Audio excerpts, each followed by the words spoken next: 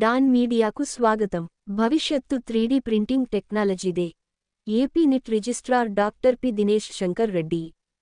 భవిష్యత్తు 3D printing technology రంగానిదేనని AP NIT registrar doctor P Dinesh Shankar Reddy సూచించారు.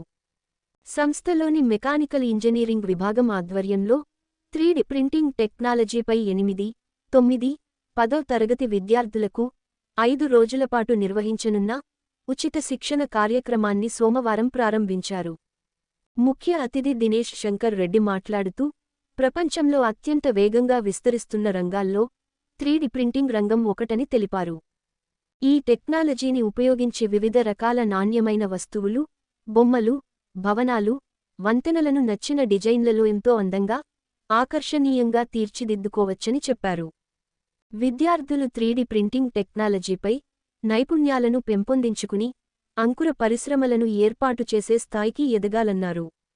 పోటీ ప్రపంచంలో రాణించాలంటే విద్యార్థులు పాఠశాల స్థాయి నుంచి STEM, science, technology, engineering, mathematics కోర్సులపై పట్టు సాధించడంతో పాటు అన్ని రంగాలపై అవగాహనను పెంచుకోవాలని వివరించారు.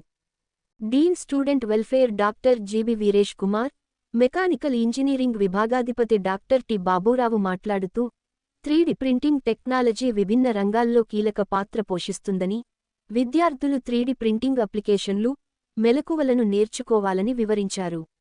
ప్రోగ్రామ్ కోఆర్డినేటర్గా డాక్టర్ టి కార్తికేయ శర్మ వ్యవహరించారు.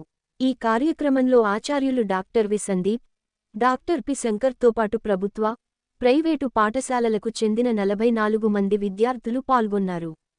విశ్వసనీయ వార్తల సమాహారమే మన డాన్ మీడియా.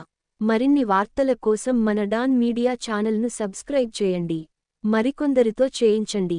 ధన్యవాదములు.